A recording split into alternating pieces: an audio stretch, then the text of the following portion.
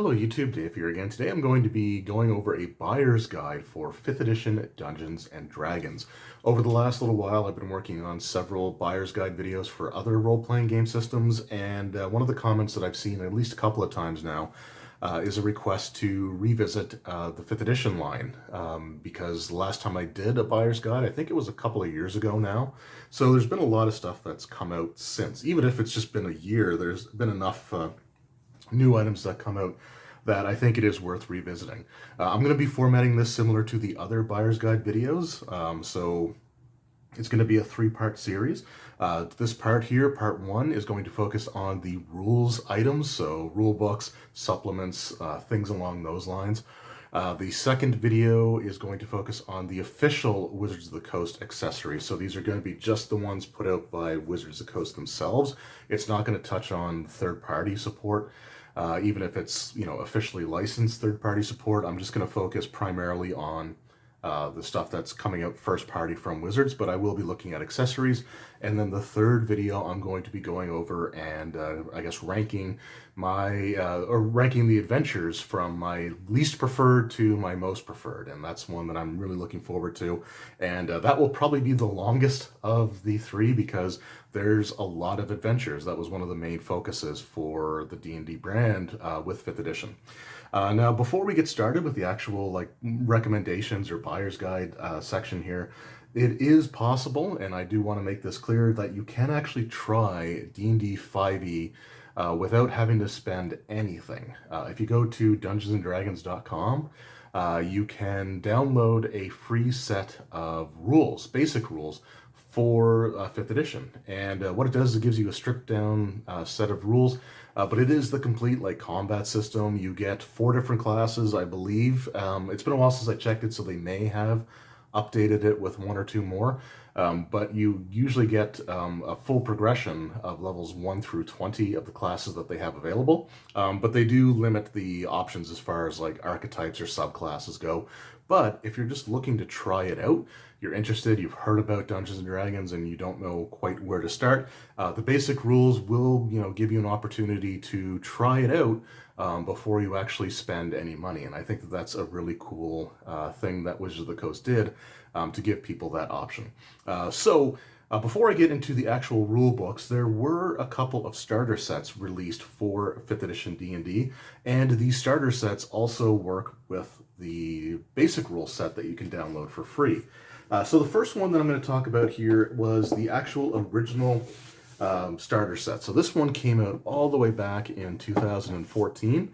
But I do see this as still being easily available through online book retailers, and even local game stores in the area seem to still have these in stock. So I'm not sure if this is out of print at this point in time. I don't necessarily think it is, or if it's out of production, there's still a lot of stock left over. So this is, like I said, the original D&D 5th edition starter set. The retail price for this is $23.99 Canadian, which is where I live, or $19.99 US. And in this, you get a set of pre-made characters. So you get 5 pre-generated characters. You get a wizard, a cleric, a rogue, and you get 2 different fighters. One focused on heavy armor and big weapons, and then the other one focused on light armor and archery, so more of an archery character build. It also comes with the 64-page rulebook, which has the Lost Mine of Phandelver adventure in it. And the adventure itself is really good. This also gives you a set of game dice to go with as well. So you get 6 dice in total. You get a D4, so a 4-sided dice, a 6-sided dice, an 8-sided die, a 10-sided die, 12-sided die, and then the all-important 20-sided die. So this is a great way to start, especially if you're looking to mainly use the basic rule set, because this actually came out before the actual hardcover rule book, meaning that this was designed to work alongside of the basic rules. So if you just want to try the basic rules, but you don't have the dice and you don't have an adventure ready, then this is a great purchase. It's something that I've had a bit of a mixed history with. I will say that for the price, you get a decent adventure that you can probably get, 4 to 6 sessions out of, depending. You get the dice, and you get the ability to just pick up and play with the pre-generated characters. but there's more room in the box and stuff they use to fill it up, which is a little bit unfortunate. I have done review videos for this, so I will include the D&D playlist at the end of this video if you want to check stuff like that out. But if you're considering just the basic rules and you want something to run with those rule set, then this is definitely a great way to start. And the reason that I showed this one here is mainly because, like I said, it's several years old now. So, like I said, I don't know if they're still producing them, but stores are still, at least for the moment, being able to get them in. So if you're looking to try this one out, the opportunity to do that might be sort of dwindling away. So I just want to, that's why I wanted to show that one at the beginning of this video. So we got the original starter set. However, just last year, so in 2019, Wizards of the Coast released the 5th edition Dungeons & Dragons Essentials Kit. Now, this is the starter set, but kind of on steroids. So there was a lot of things that, were considered to be problematic about the original starter set. One of the issues was that it didn't really teach you how to create characters. There was a lack of, things that you would consider to be sort of basic accessories that could have been included with it. So it was just a bit lacking in certain departments. The Essentials Kit was basically Wizards of the Coast answer to that. So if we flip it over here, you can see there's quite a bit more packed into this. We'll start with the prices, however. So this is $24.99 US and $33.99 Canadian. So it went up about $5 US and closer to $10 Canadian, but you get a lot of value thrown in here. First of all, you have a double-sided map that you can use, which shows some of the coast, the Sword Coast region that the adventure takes place in, as well as a map of the town of Fandalen, which was actually one that was used in the starter set as well. So these two adventures could conceivably be taking place around the same time, which is kind of a neat thing to have.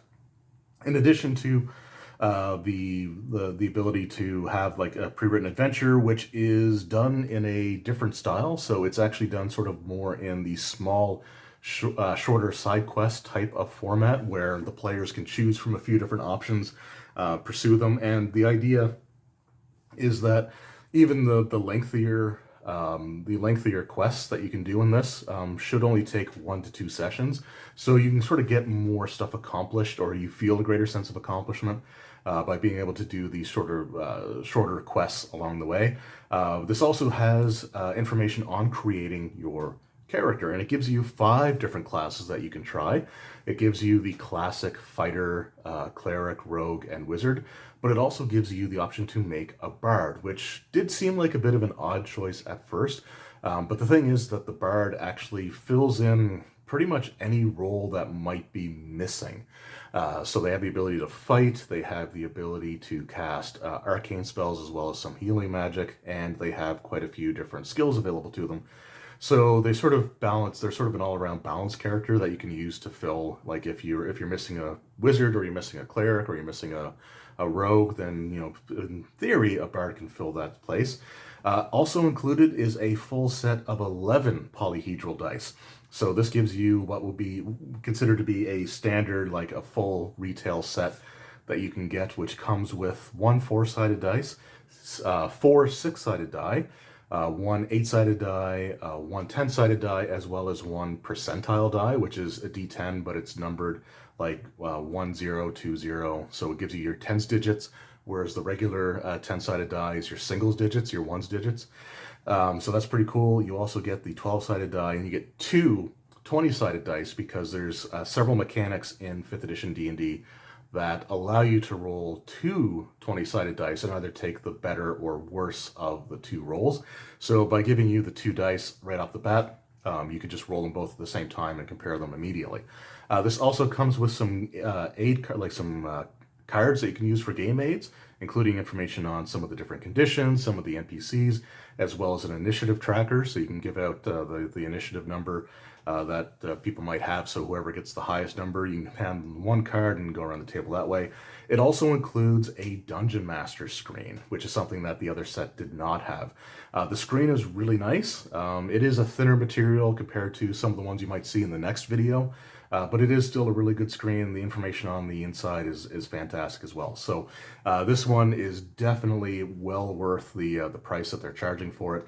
And I would say if you're really not interested or not overly set on using just the free basic rules, which works perfectly fine with this as well.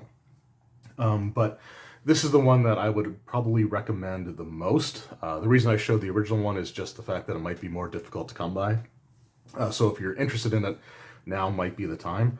But this is the one that I think I would recommend the most if you're looking to get into or know someone who's looking to get into the game.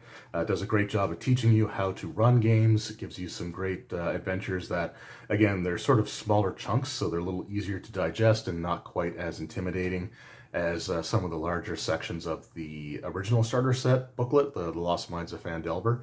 So, you know, again, this is something that I highly, highly recommend.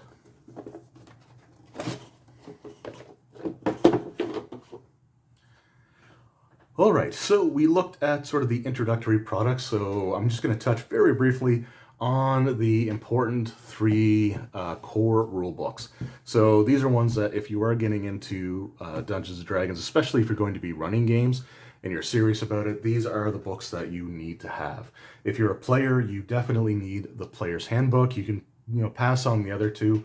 But if you want to run games, then you need all three of these books. The Player's Handbook gives you essentially the rule set. It gives you the combat system, the character creation system, all of your spells and, you know, basic equipment and all that is in the Player's Handbook. The Dungeon Master's Guide gives you some advice on designing and building adventures. Gives you some advice on like setting information, some guidelines on if you wanted to run published adventures, some of the things you can do. But this also has your magic items, artifacts, and some optional rule sets in here as well that you may want to look into as you get more comfortable with the system. And then the monster manual is, well, it's a book full of monsters and your heroes need creatures to go up against. So this has all the classics from D&D's history, from dragons to beholders to owlbears, trolls, mind flayers. It's everything that you would need are in these free books. So, you know, I don't need to go into a lot of detail, but these are called the core rule books for a reason. So once you reach that point, these are the ones you want to check out. Again, if you just want to play as a player, then this orange one is the only one you really need to pick up from these three. All right, so we looked at how to get started. We looked at what to pick up as far as the core products go once you start to get serious.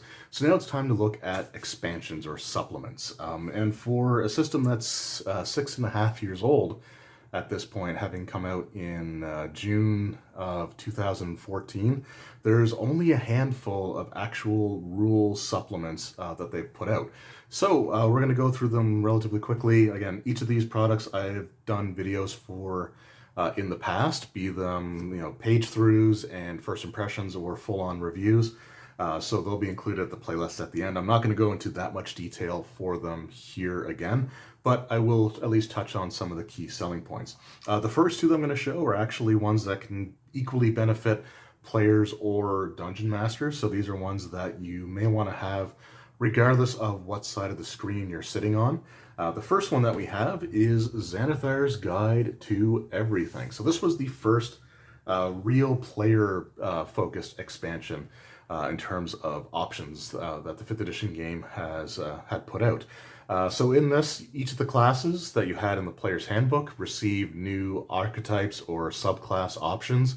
So which is really, really cool. Like the wizard has this war mage that I've actually made and played one of, and it was a lot of fun. They sort of have a focus on both, you know, casting spells and just, you know, some combat-based options, which is really cool. You have things like the Arcane Archer, which is another one of my favorites going back throughout the years. So just a lot of really cool stuff in here. There's also some new racial feats, some feats that the different, humanoid races can take from the Player's Handbook, so it gives you some options that you can use there. So that's about, I'd say close to half the book is the player characters options. The other half is really focused on some new stuff for Dungeon Masters. And we'll just sort of look at the table of contents. Like I said, I'm not going to flip through the actual book here because I've done that in previous videos that you can check out. But for Dungeon Masters tools, we have things from falling rules to how to handle sleeping characters, if they, you know, have to wake them or if they sleep in armor or, you know, what happens. without, getting a long rest in. There's different types of like adamantine weapons, tool proficiency, spell casting, so there's some new things you can use to make that feel a little more fleshed out. Random encounter options, like the charts and stuff like that. Some new ways of looking at traps and some options to create them. Some downtime information, including things like rivals, which was one of my favorite parts of this book, actually. And there's also things like new spells and some, different things along those lines, and a list of character names that you can use if you're really bad at coming up with character names, which, by the way, I am. So I'm really glad that this is a thing. So, again, this is a really great early expansion for 5th edition D&D, and a lot of people, praise this book and use the options presented in there. So it's one, like I said, that I do highly recommend checking out. Up next is actually the most recent 5th edition book at the time that I'm releasing this video. This is TASHAS Cauldron of Everything. And as you can see, both the Xanathar's Guide and TASHAS Cauldron both have everything in the title. So I guess that's the subtitle or sub-series of books. But basically what this is, it's very similarly structured to Xanathar's Guide, in that it gives you brand new options for each of the player character classes that we had in the player's handbook. There are some things that are reprinted from other sources, and there's a couple of different reasons, I think, for that. So reprinted in this book is the Artificer, which is a complete class that goes from level 1 to level 20. It's the first new class that's been introduced to the D&D game. As far as I can recall, I don't think there's any other actual full-on level progression class that they've done prior to that. So that was released in one of the campaign setting books. And we also have a cleric domain, the Order domain, as well as the Druid Circle of Spores. So those were things that were printed in other campaign setting books in the past. But the reason for that, honestly, I believe, has to do with, number one, making it Adventurers League legal, and making it so that with Adventurers League, which is an organized play system where you can go to participating stores, you probably can't do that right now. But once, everything sort of goes back to normal, you can go to your local game store with a character that you make, and you can go through these modules that they designed for it. But when you are creating your character and when you're running or playing games, you're only allowed to use the player's handbook and one other book. So you can't pick, a race from one book, a class from another, and then a subclass or feats from a third one. So you can only have two books, one of which has to be the player's handbook. So by reprinting those and having them available in this one major rule, like options book, player option book, it makes it so that you could have that as your +1. Certain other books may introduce different player character races that don't appear in the everything books, but are retroactively considered to be part of that book, which is kind of weird and sort of stepping around or tiptoeing around their own rules for Adventurers League. But yeah, so I think that's why they did that. There's some other things in here as well. Like there's some psionic options, which I'm not a fan of the way that they handled it, but it is some new options, and they are well done. Like, I don't think that they're necessarily bad in of themselves. I just don't think that they're the way you should handle a psionic like characters, if that's the only way you're going to do it. But there's some cool stuff in here. It is a bit more of a mixed bag. So of the two, I would recommend Xanathar's Guide first before this one, if you don't already have Xanathar's Guide. But there is a lot of good stuff in here. Again, there's some new DM options. There's optional systems for creating characters. There are different rule sets. Let me just, again, get the table of contents here. There's new magic items. There's information on group patrons. So essentially like having organizations or powerful individuals, sponsoring the player characters, which was done in some of the campaign setting books as well. And I think is, again, a really, really good system. The Dungeon Master's Tool chapter is one of my favorites, actually, because you have information on what's called Session 0, which is character creation, and really great for beginners to understand, how to approach that. There's also sidekicks, which player characters can run if you have a smaller than normal size group. So it's essentially a way of introducing a non-player character without having the dungeon master have to be the one to control it. So they're sort of stripped down version of the basic classes. They're sort of their own unique classes, not ones that you'd want to have as a player for yourself, but you have like an expert, which is a skill-based character. You have a spellcaster, which can obviously cast spells. Then you have the warrior. There's information on monsters, like parlaying with them, trying to speak with them. Supernatural regions, magical phenomenon, including like hauntings and just all kinds of cool stuff like that. Natural hazards, and a section on puzzles, which is really cool because I'm horrible at coming up with puzzles, and I don't usually use them for that reason. But I might actually try using some of the example ones in here. So again, definitely worth checking out. A bit more of a mixed bag than what we had with the Xanathar's Guide, but this is definitely well worth your time to check out as well. So if you're a player character or a dungeon master after the core rules and Xanathar's, I do highly recommend picking this one up. All right, up next we have Volo's Guide to Monsters. So this is what I would consider to be a DM-focused book. So this is one that I wouldn't really recommend you have as a player. It does focus mostly on monster lore for some of the more iconic D&D monsters, as well as presenting a whole range of new creatures. Some new takes on some of the creatures from the monster manual. So you might have humanoid monsters in here, for example, that might have different classes or class concepts applied to them. So it's, again, sort of a mixed thing there.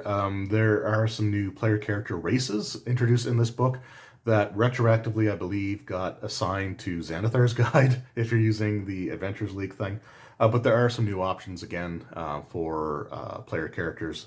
But I don't think player characters or players necessarily need this book. The lore stuff is really interesting, and it is well written. There are certain aspects that I'm just not as big a fan of. Particularly for me, it's how beholders are handled. I don't like the idea that beholders, these magical creatures that we saw on the cover of the monster manual, that they just dream each other into existence. I've never liked that approach, and I never will. In third edition, there was a much more biological way that they reproduced, and it was disgusting and horrible. But to me, it made more sense than they dream another beholder into existence. I don't know. It's again, that's a nitpick. That's definitely a personal thing, and it in no means, or by no means, disqualifies this as a worthwhile pickup. Again, one of the best things that I like about this book are the new versions of pre-existing creatures like kobolds, goblins, orcs, stuff like that you can really use to flesh out an encounter and make them feel a little bit more unique than what you may have just in the monster manual. So, Volo's Guide to Monsters. If you're a dungeon master, one that I do highly recommend checking out. Up next, we have Mordenkainen's Tome of Foes. So this is the second in the series of sort of expanded monster books that we had, with Volo's being the first one. This focuses sort of more on like some rivalry type stuff. It focuses on the blood war between demons and devils. Talks a little bit about, I don't want to say Githyanki and some other creatures in here as well, like elves, and they're split from the drow. Worshipping cults, like demon or devil worshipping cults.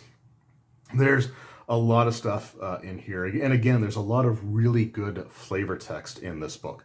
The only chapter that I felt completely out of place was the one on halflings and gnomes, because they don't typically feel like they war with anything.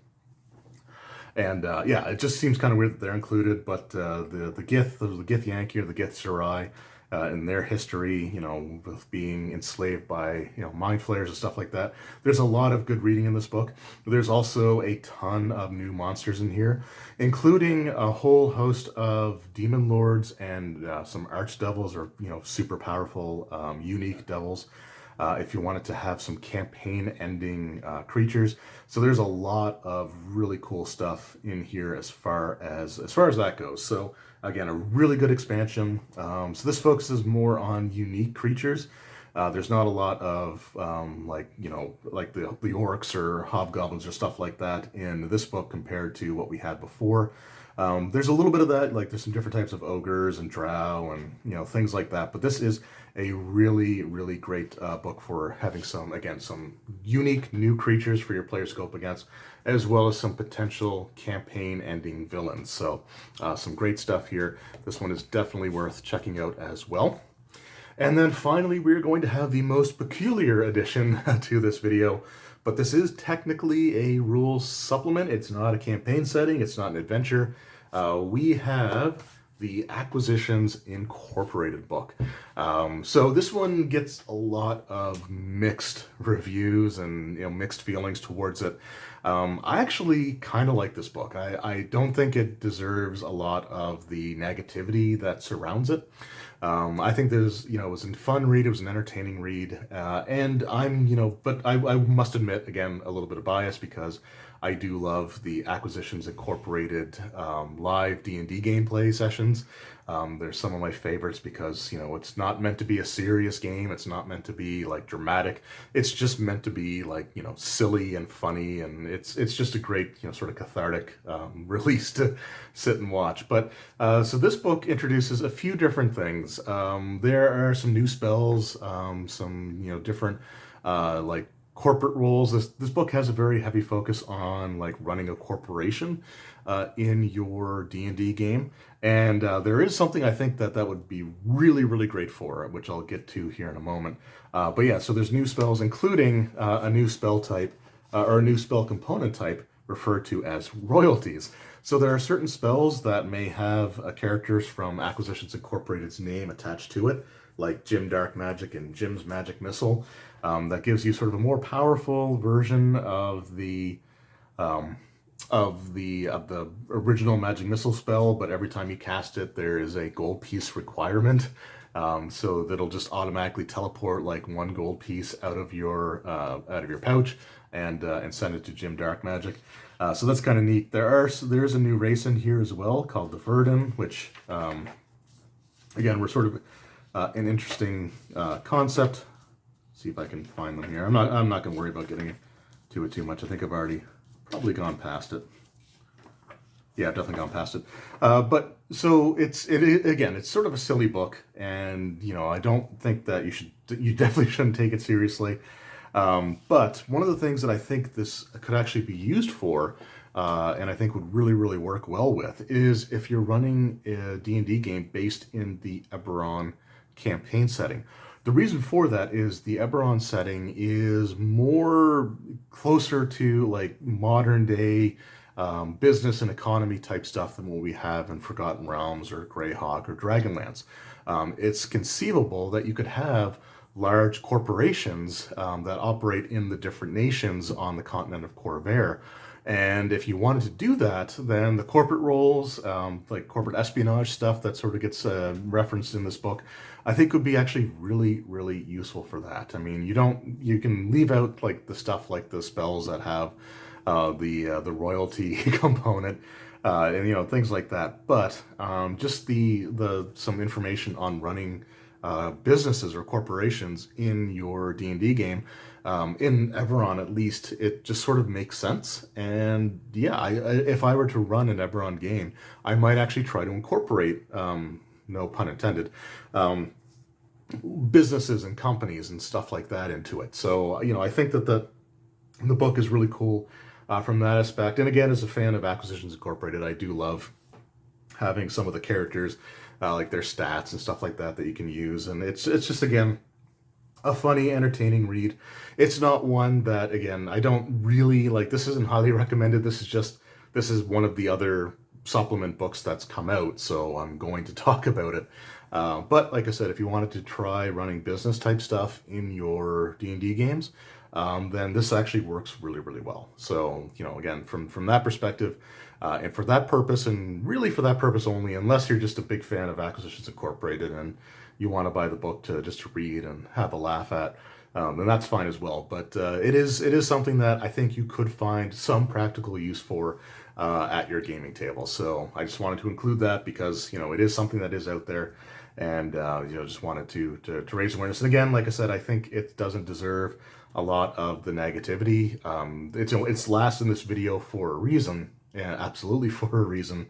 But I've seen some pretty heated takes on this book, and I don't think it quite deserves that level of vitriol. But anyway, so there you have it. So that was my look at the 5th edition D&D rule supplements items. So this is sort of, again, just a beginning step to getting into the Dungeons and Dragons 5th edition system.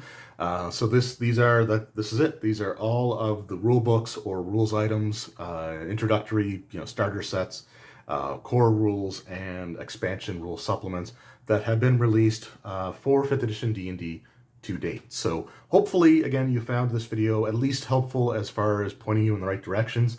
If there's certain things you wanted to check out in a little bit more detail, I will include the playlist for my D&D playlist at the end of this video. You can click on, and you should be able to see more detailed videos. Some will have full reviews, some just had first impressions that held up after I spent time reading the books.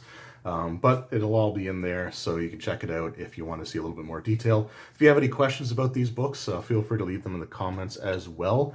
I'm not quite as good at keeping track of the comments as I used to be. I'm hoping to sort of get better at that again, maybe, at least after the holidays. So yeah, again, just, thank you all for your patience and, for your feedback and support. It really does mean a lot to me. Anyway, again, thank you very much for watching. I hope you enjoyed this video, and I hope you come back for the next installment when I take a look at the official Wizards of the Coast released first-party Dungeons & Dragons 5th edition accessories. So until then, thanks for watching. Take care.